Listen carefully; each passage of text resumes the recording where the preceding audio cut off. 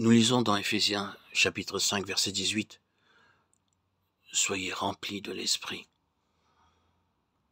Être rempli de l'Esprit.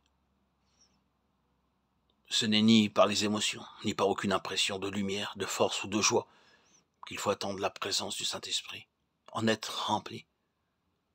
Mais c'est dans notre vie intime, dans la région au-delà de toute connaissance, mais de tout sentiment, à laquelle la foi seule donne accès, là où l'essence même de notre être existe et possède l'Esprit, avant que nous le sachions et le sentions. Si vous voulez savoir ce que c'est que d'être rempli de l'Esprit, voyez ce qu'a été Jésus ici-bas. Voyez ce qu'il fut le dernier soir de sa vie terrestre, lavant les pieds de ses disciples et sachant que le Père lui avait remis toutes choses entre les mains, qu'il était venu de Dieu et qu'il s'en allait à Dieu. Jean 13, 3. Cette paisible assurance qu'il était venu de Dieu nous est la preuve qu'il était rempli de l'Esprit. Cherchez de même à l'être aussi, et autant voulu l'Esprit manifestera sa présence en vous, vous rendant fidèle à rendre témoignage, facilitant vos rapports avec les croyants, vous stimulant à sauver les perdus.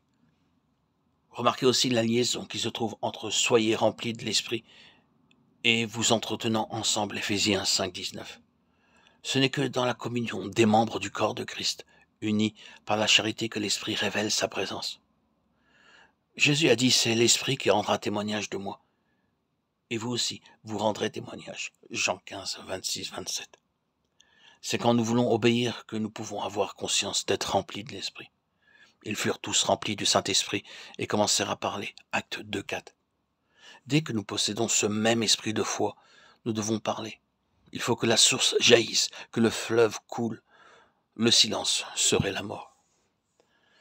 N'attristez point le Saint-Esprit de Dieu, Éphésiens 4, 30.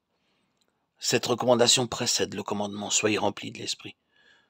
Nous ne pouvons pas produire vie et croissance, mais nous pouvons éviter ce qui ferait obstacle.